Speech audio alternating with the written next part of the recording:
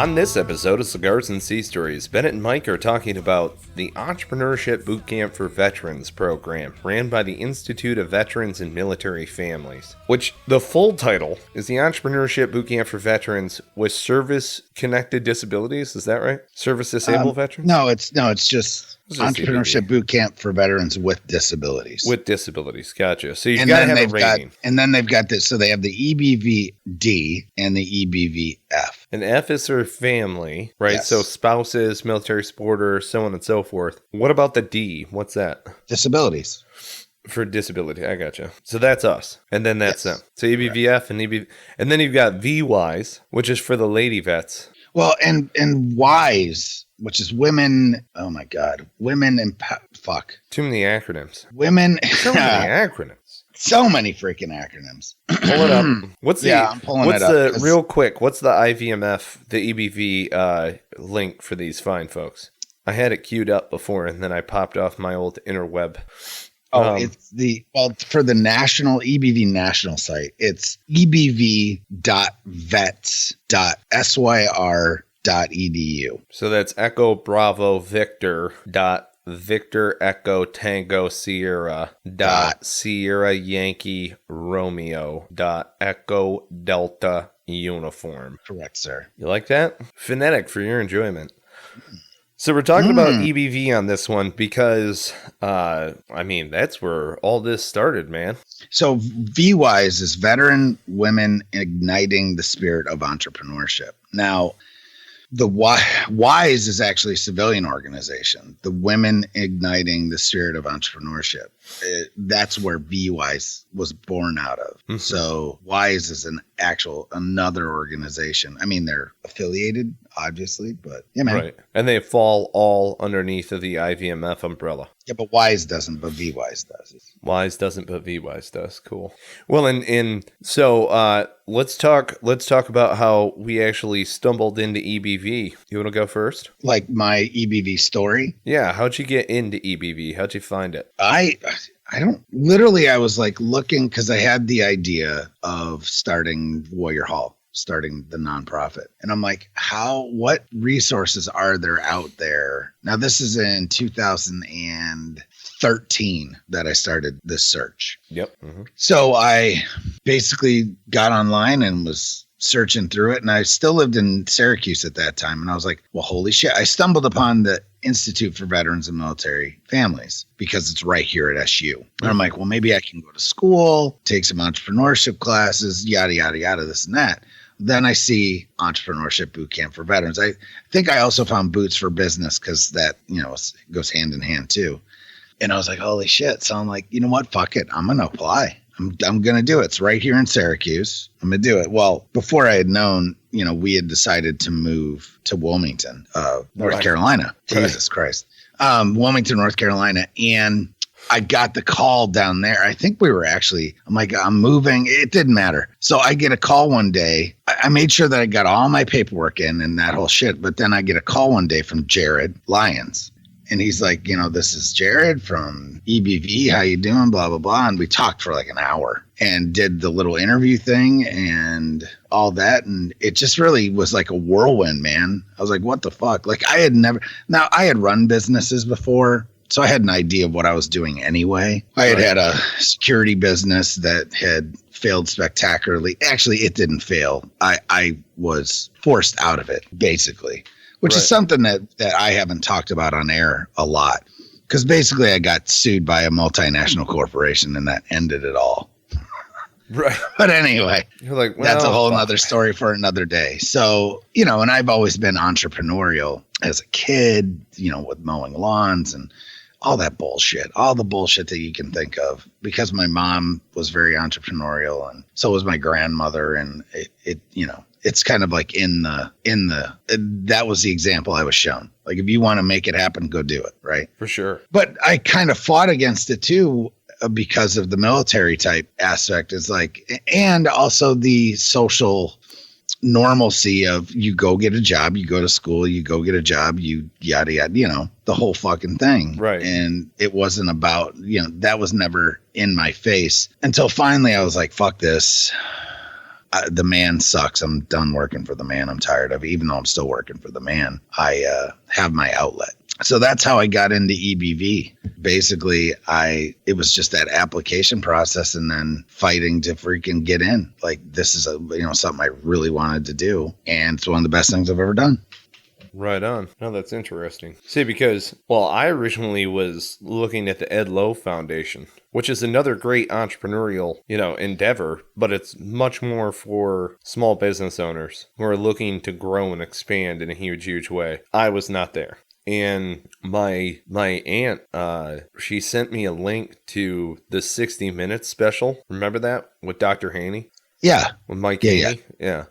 And I saw that 60 Minutes special, and it was the background on, it wasn't, Mike Haney is fantastic, don't get me wrong, Dr. Haney, but it was the fact that they did like a full background on the whole program that really resonated with me. That was the biggest thing. You know what I mean? And then, I do. Because Dr. Haney is great, but he's not going to sell it just sitting in an armchair talking about this great program that he did. They needed to do the backstory and some of these other different folks where it was like, oh yeah, that veteran seems familiar to what I would like to go towards. Because at that point, I knew that I was already an entrepreneur. And my first company was winding down, and kind of the same thing. I called Jared. We had done the interview and some of these other different things, and I knew that I was going to get in at this point. They had said, you're going to get in, you're going to be a part of the class.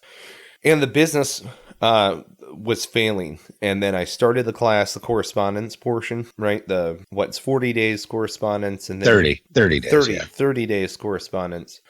And then you do a 9-day in classroom. Intensive. Yeah. Which just wrap your mouth around a fire hose. Right. Which that does not do it justice, by the way. It's trying to wrap your mouth around a waterfall, because you're trying to catch as much as you possibly can, and you're just scribbling away. I took 4 legal pads worth of notes, I'm going to say. I was scribbling away. Oh, yeah. I went back for them the other day. Well, one of the guys I was talking to last night, who was one of the graduates for the latest class, yeah, he has an MBA, Oh, yeah. And this is just proven. And he's like, I learned more about business in these 9 days than I did in my whole MBA. Yeah. Well, program. We had 2 West Point grads that were in our, remember that? And then we had an SF guy. There were a couple of other ones. We had a couple of successful business owners already in their own right who were in there. It wasn't boots to entrepreneurship. I'll tell you that much. No. But it was funny though, because right as I was coming in, the company had failed. I'll just put it to you that way. And management team crumbled. There were a couple of other things, but I say it that way because the product itself was solid. Like the idea, the business plan and what have you, I felt was solid. And so they were like, just go through it like that's your company. Like there's no problem. As if you're seeking investment or anything else like that. It's not a big deal that it's no longer in existence, right? So that was pretty much when we came together as a class. We did our correspondence course, which was cool because that's through Blackboard, which if you're already going to some sort of university or community college or what have you, and they're employing Blackboard, then there's an easy carryover, kind of a correlation, The other thing that I love about EBV is the books that come along with the program. The given texts that are required. For sure. But absolutely. That's great books. That's the first textbook that I honestly have ever read cover to cover and multiple times was the EBV book. And then, you have the nuts and bolts of Great Business Plan. And I've acknowledged before that the nuts and bolts of Great Business Plan has spurned the idea of the 5-paragraph business plan. In that it's, an MCI essentially on business planning. And that's all 5-paragraph is. It's basically an MCI and correspondence course. Right. But the new business road test, I've gone back through that. Yeah. No, I have all the books still on my bookshelf. Oh, yeah. Well, and what I thought was great, too, is some of our other EBV classmates would provide us literature also. Like that one gentleman who showed up with The Power of Truth or The Power of Trust. Power of Trust. Power Trust. So that was a good one. You know, it's just insane how many speakers they can get because the programming, like you do the correspondence course, right? And there are some decent, call them assignments, decent assignments that are not graded. That's what I love about all of this. Everything's enabling. You can't grade stuff. You can't put things in a box like that. Like, how can you grade me on this? Like, oh, you've got an A on your business plan. What the fuck are you talking about? Like, the only way that you can say whether or not I've got a good grade on my business plan is if I go out and am a success in business. I mean, I guess you could show proficiency in knowing the elements of a business plan, but a lot of good that'll do. Right, exactly. But still, even then, it's still very subjective. Right. But that's what I enjoyed about it is it was more, we're going to engage on this, test your learning before, your comprehension after instruction review forms. I mean, they did a great job as far as that's concerned. You know, just keeping the programming up the entire time because you would meet for breakfast, 07:30? 07. And then, every day. And then every day. And then we would eat breakfast and one of us would be the speaker presenter. And there would also be another speaker who was going to be at lunch or maybe later on in the programming who wanted to come in for a breakfast session. Then you go to class all day, which you have your 45-minute period of instruction, then a break, and 45 minutes and then a break, and so on, or however they work it.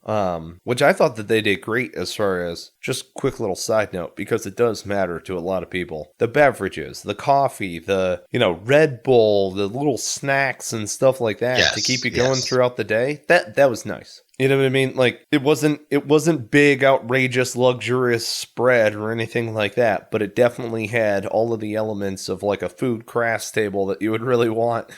For sure. I mean, the meals were all really good too. All really good. All of them. Take you out for dinner in different places. Remember Dino Barbecue? Yeah, we went to Dinosaur Barbecue. This year they went to Dinosaur as well. They do every year.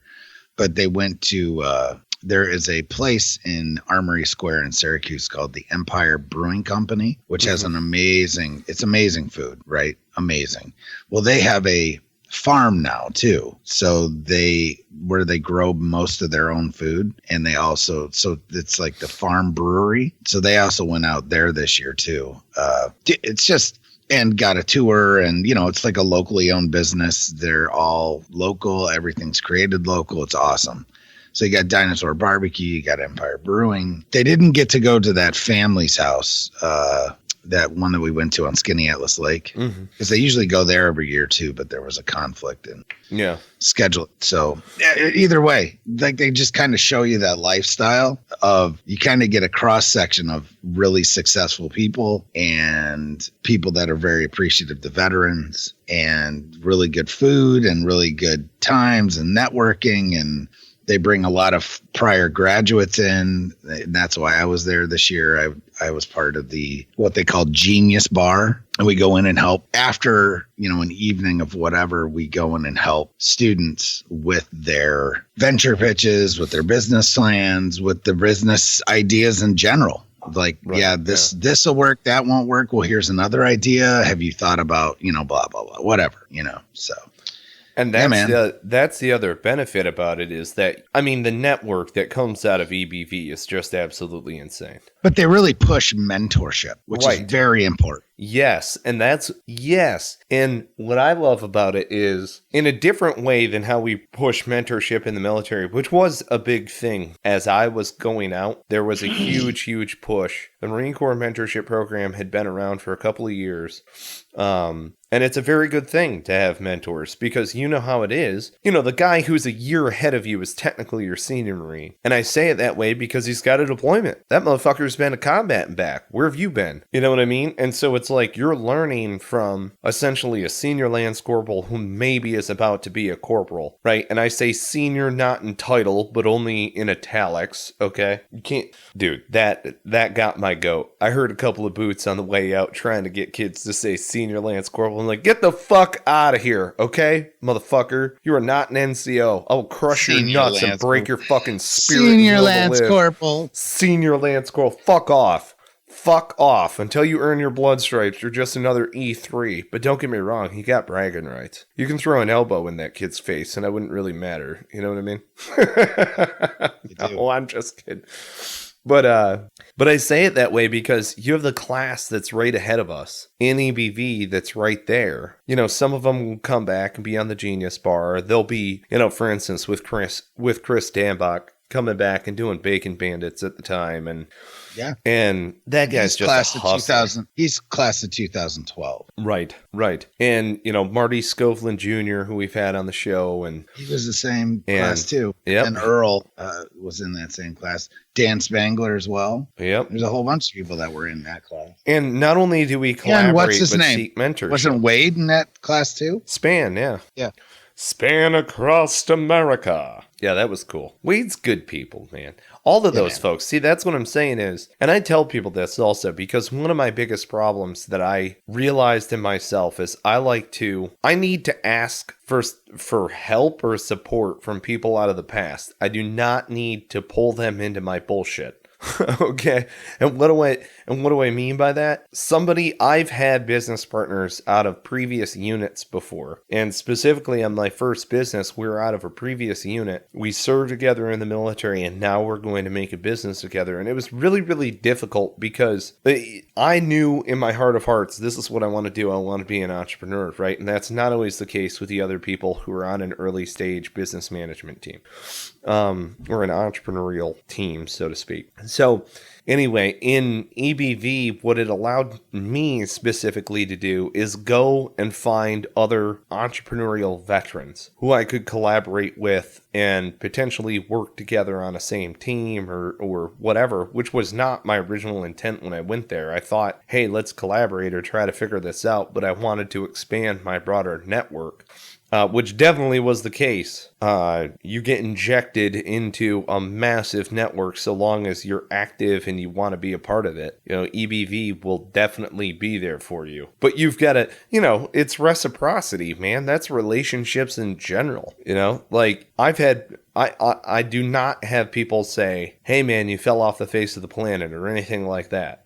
People understand that I'm busy and I understand that they're busy. But there are some people that are close-hearted people that I interact with all the time. And I'm touching base with all the time. And they're all entrepreneurial types. I don't really hang out with folks who aren't entrepreneurial. You know what I mean? And so I needed to I didn't realize that was me before I went into the military. And then was very frustrated throughout my entire military experience. Always trying to do better. And the kind of inside joke is all the smart people got out. Because we didn't want to drink the Kool-Aid, right? You know, you get for sure. You get what you get, E6 and above, or O4 and above, depending upon, and what I mean by that is the Marine Corps will get what the Marine Corps wants. Same thing with the rest of the military. And so a lot of us who hit that threshold where it's like we enjoy service, we enjoy this, you know, and more often than not, I don't know if you notice this, I think the majority of the people in our EBV class did more than 4 years in the military. Yeah, most of them did 6 to 8, at least.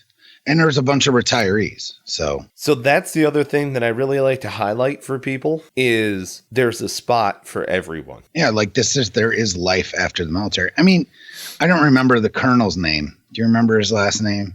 You know what I'm talking about? Well, we had a few 06s, actually. Oh, yeah. But I'm saying the colonel, the Army colonel, the big, tall, great guy. But he's in his freaking 60s. Yeah, he was working on clocks. Oh, my God. But he was all super secret squirrel about stuff, too. Like, but a great guy. Like, he would talk about his life, but he wouldn't really talk about his military life. Right. So I don't remember if he was intelligence or what he did. But well, then either way, doesn't matter. And then, we had Becky, who was a captain in the Navy. I mean, that's not like people you pal around with on a daily basis, and it didn't matter. We were all kind of, and then like Cindy Blankenship, is that how you say her last name? No, Bishkoff? Bishkoff? No, that's Kim.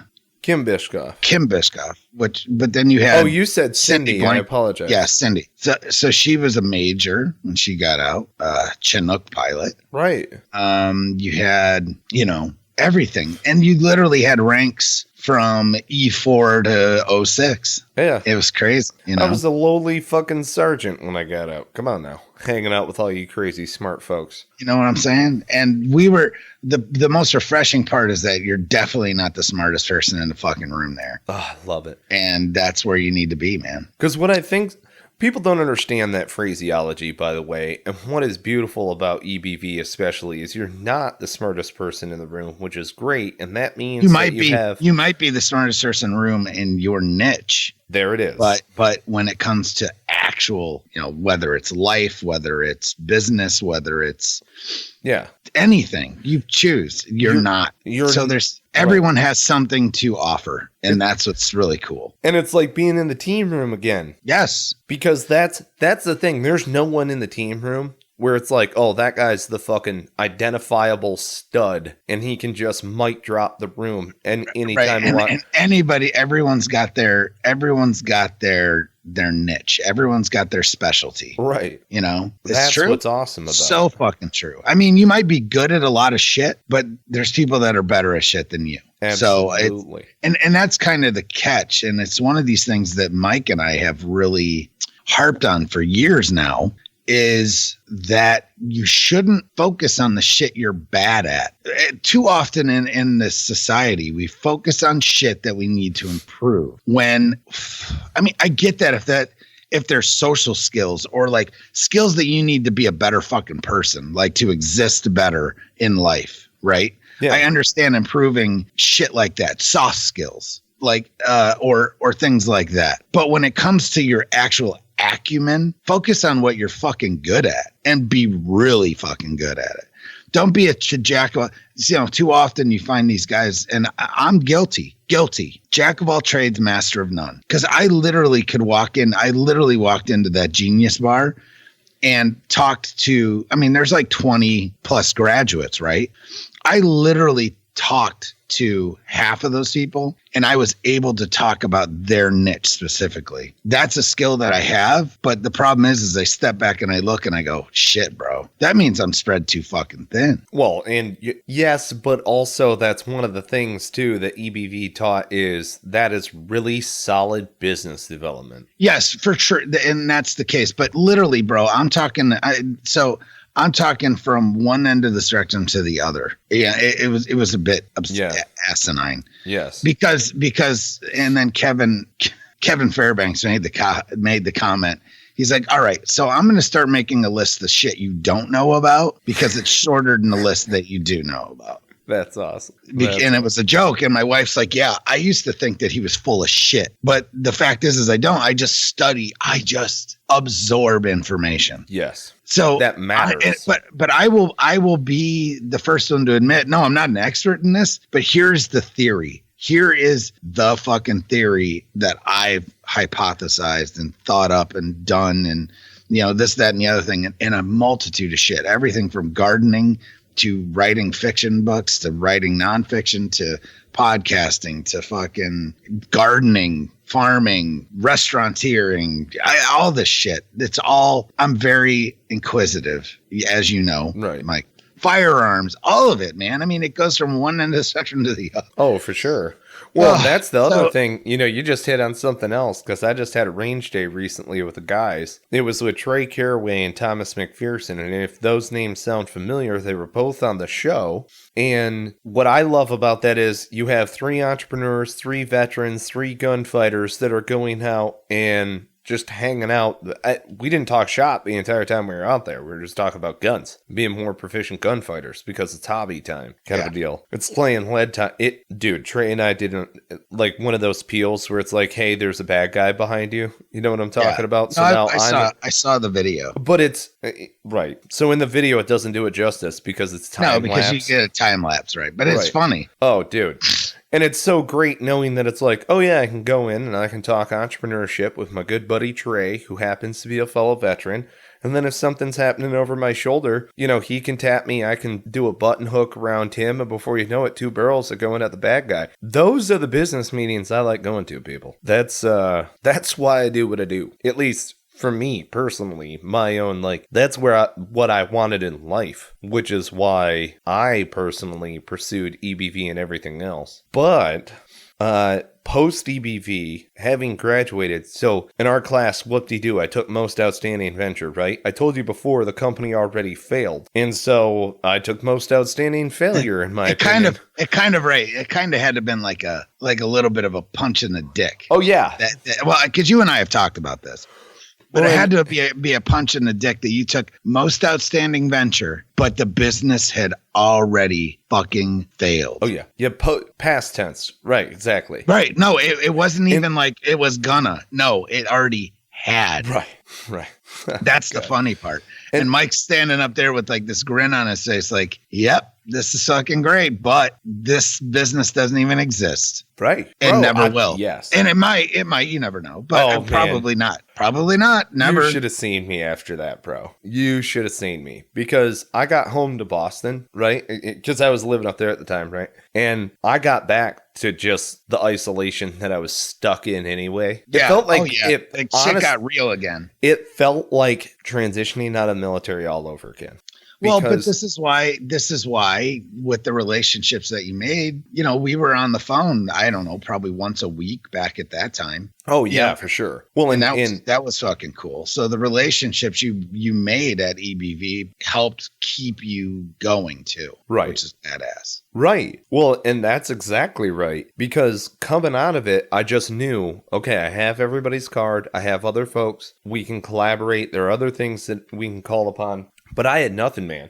I mean... Yeah, you were fucking dead in the water already. That was the craziest fucking thing to me. Once I found out where you were like... I think it was like the 4th or 5th day that we were there. And we were sitting... you and I were eating together. And I think you had said... You basically were like, dude, I'm going to be completely honest with you right now. We were eating breakfast. Yeah. And you're like, this business that I'm here for is already dead. And you like went through part of the deal with me. And I was like, dude, what the fuck? Like, that sucks. Right. And he's like, you're like, well, I'm just focusing on learning. That's what I'm doing. I'm focusing on my next mission, focusing on learning and what you're going to do. And you could see after the first 3 or 4 days of being there, you like gained momentum. You're like, this is just a learning tool for me. This whole fucking thing. Yeah. And you could see that you kind of poured shit into, your venture pitch and all the other stuff. But you already knew all the numbers. You were just there to learn.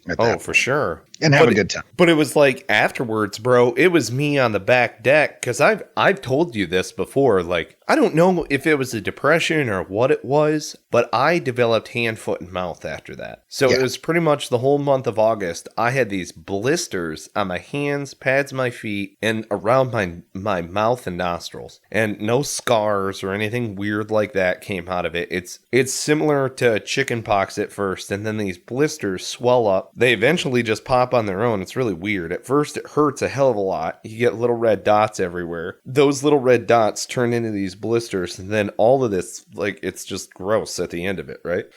And there's a fever and everything else. So I'm sitting on the back porch outside because the inside of the house has air conditioning on. And I'm in double sweats, just pouring sweat on my body and shivering cold, leaning over my notebook, writing out different business ideas. Right. And it was one of those things where it was like I had been there in that situation, not like that exactly.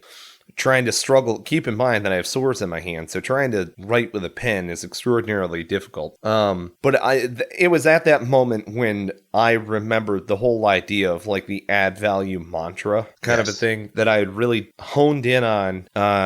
During my first marriage and then divorce. And it was in that divorce that I had come up with this, just add value. Any situation you encounter, just add value, and then hopefully you can get through the day.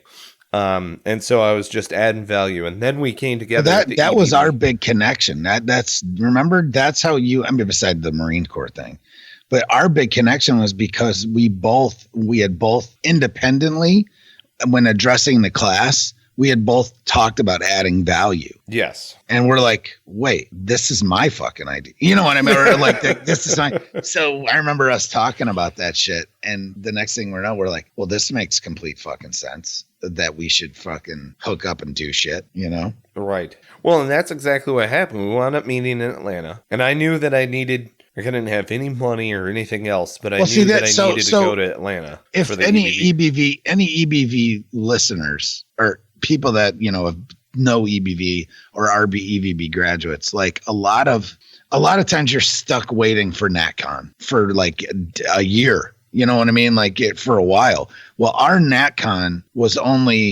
in November, right? Right. Or October. It was like they were October, releasing November it as we were leaving. Yeah. So like they put it out. So like July, and then we knew that we were going to see each other in like 3 months. Right. So it wasn't like a whole year later. So yeah, it was pretty cool. Right. So it was. But we were both broke as fuck. Oh, we're yeah. like, how the fuck are we going to get to Atlanta? Right. That was exactly. And I was still living in Boston at the time, got down to Atlanta, the national conference. I actually came in. You showed up a day earlier, right? Yeah. Right. I did that for 2 reasons. 1, cheaper flights. 2, because I knew that I needed to network my ass off with all of the leadership in order to try to figure out where the next move was going to be. Like, you got to remember, man, I'm living in Boston and I'm not a big fan of the area. Don't get me wrong. But I understand that there is a massive wealth of knowledge. There is a huge amount of value, right? And I knew that. And I had great mentors that were over there. Mark Atkins was a fantastic mentor. Dennis Ford, fantastic. David McFarlane. And that came out of when I was in school at UMass Boston. I was just churning and burning, man. Just pitching my idea to anybody who would listen that was in, a valuable position. You know what I mean? You're not just walking around pitching to some kid that you've never met before. You're going around to everybody that matters at the school and you're pitching your idea to them. So I pitched it to David McFarlane, who was in charge at the time of the Entrepreneurship Development Center at UMass Boston. He said, okay, I'll write you a waiver to go into Marketing 465, which was an awesome course. And it was where I got to meet Dennis Ford, Mark Atkins, and all of these other different awesome people, because they're brought in, similar to EBV, they're brought in from around the area to speak and help us out and everything else. And it was just a great experience. But I bring that up, though, because I'm the guy where when I saw other mentorship opportunities, I specifically got folks out of like Harvard Business School. A couple of them were out of like Northeastern, somebody out of Boston College. And I knew that there were professors in those colleges. So all I did is I went online and I downloaded their syllabi. And then I got any of the primary texts that they had in the course. And I went through any of the pieces that they were going to read through and dissect anyway. And so what I did, knowing that they were my mentors, is I was reading all of the material on their list without necessarily their knowledge. And then would just pick their brains during our mentorship session based upon that which I had already done myself learning. So it's like I don't have the fancy degree from Harvard, but a couple of Harvard Business School professors were my mentors. So, and I read all of their stuff. So why not apply that knowledge, right? So I say it that way because that's some hustler shit right there. Like you've got to be self-motivated on your own to be able to go out there and pursue this type of stuff. So showing up to the national conference in Atlanta, I was like, I've got to be a day early. I've got to network with all of the EBV leadership. I need to make sure that my presence is felt and known, and that I sincerely give a shit about this program, which I do to this day. I think it's fantastic. Mm-hmm. And then you and I smoking and joking in the park, it's like fucking midnight. Remember that cop's on a Segway? Remember that shit was really funny. He's like searchlighting us from his Segway. Like, you guys can't be out here. We're in what? I was in a suit and tie. Yeah, we were both in suit and tie. Right. Smoking cigars. And but see, he's spotlighting us as like a, just like droves. Right. No, but yeah, just droves of drunk dental assistants are walking by Centennial Park because there was like some dental hygienist conference or something going on at the hotel next to the Omni. Right. And it was just like these drunk chicks everywhere, man. It was just crazy. And he's spotlighting us. Yep. We're like, what the fuck? Right. And it's not like we can't be there because that's where the Ferris wheel's at. That's, where Olympic Park was at, the whole thing, and there's people everywhere. And he like spotlights us. We're like, what the fuck? That's like, but anyway. That's like the unofficial moment of conception for Cigars and Sea Stories. Yeah, that's it. That was it. We're like, we need to do a podcast. Yeah. And as you take a big fat draw on your thing, I think that we had been talking about the Korean War, remember? Yep. We've been talking about the Korean War and somehow something. And yeah, we're like, we need to do a podcast. And you took a big fat draw off your cigar and you're like, Cigars and Sea Stories.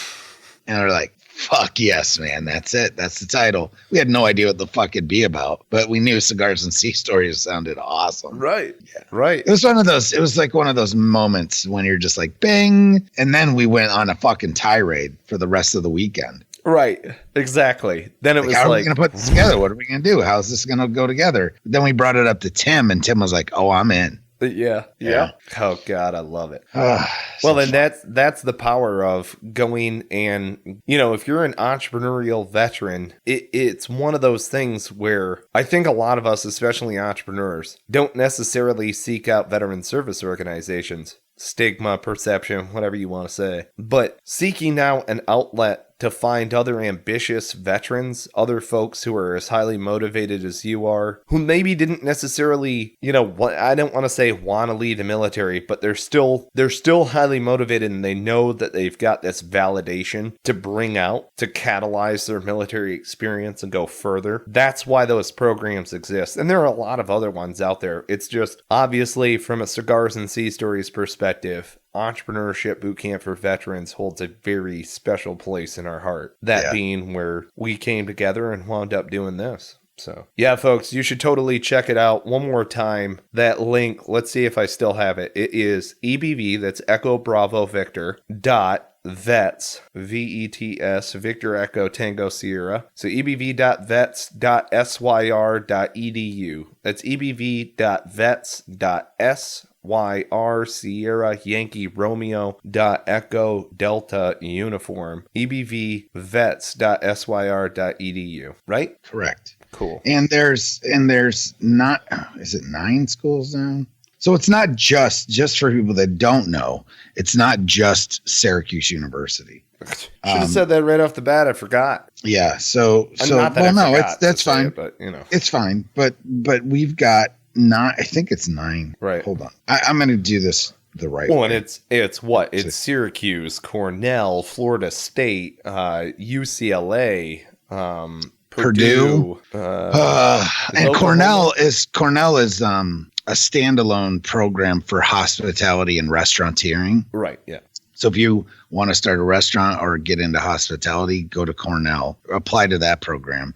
You've got UConn, also St. Joe's right outside Philadelphia now. And I want to say Missouri, but I don't see. This is why. Why is it so hard to pull up right now? Because you're on the interweb, and so is all of your girls. No, because I can't even use a computer.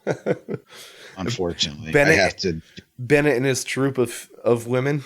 Yes. So here we go. Let's get this right, because this is our factoid for the day. Beautiful. So you can apply to the national program, and then you'll get placed, kind of, right? And each school does one a year. Now, the only schools that do EBV Families, F, for spouses and basically caregivers, the primary caregivers of veterans, right? Mm-hmm. That's what EBV-F is for.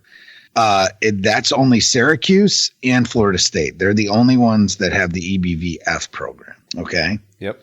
So for the schools, you've got this is a big long. University of Missouri, St. Joe's University. So last night the keynote speaker was Ralph Galati, who's he's the director of veteran services at St. Joe's. Funny story. His daughter-in-law was my psychologist at Wilmington, at the Wilmington VA Medical Center. Nice. Isn't that funny? Small world. Small world, for sure.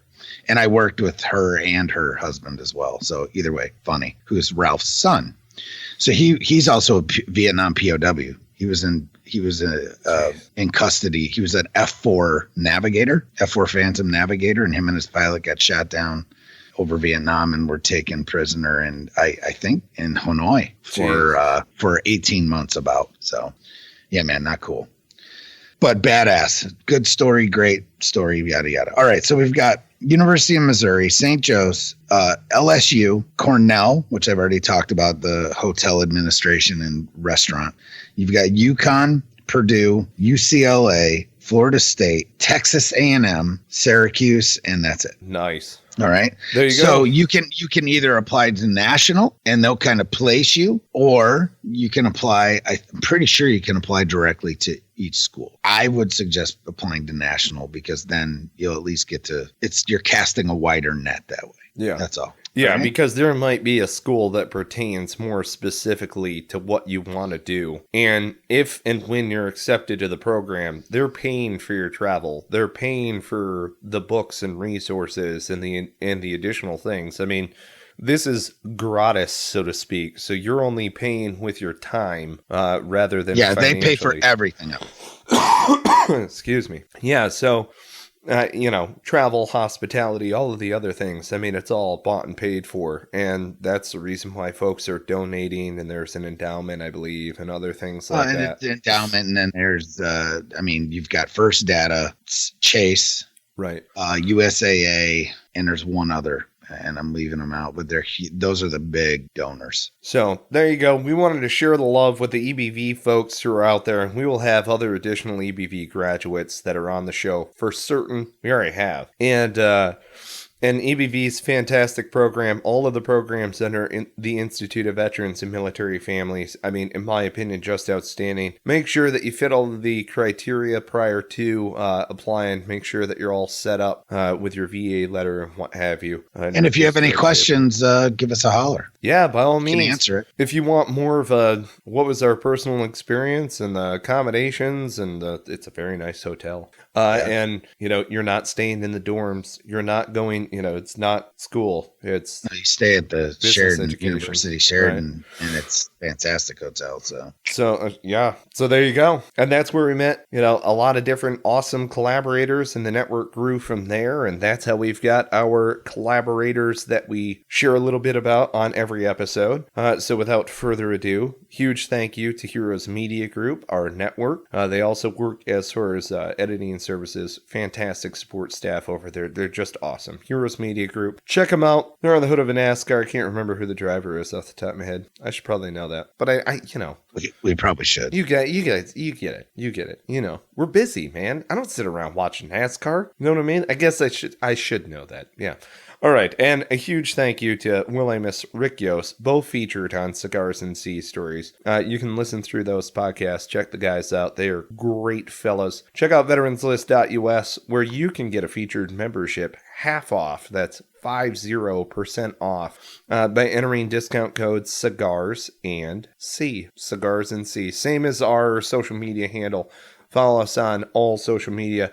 Check out the website, cigarsandseastories.com. We've got a revamped homepage on there that we continue to tinker with, and a couple of other different things. Huge thank you to Spartan Media for putting that together. You guys continue to impress with your support, and we look forward to more adventures to come. So, Bennett, I love your body, baby. You know that. I'm thinking about you while I play with my Billy Button. The team is Veteran Motorsports. Veteran Motorsports. Yes. See, I should know all these things. Check them out.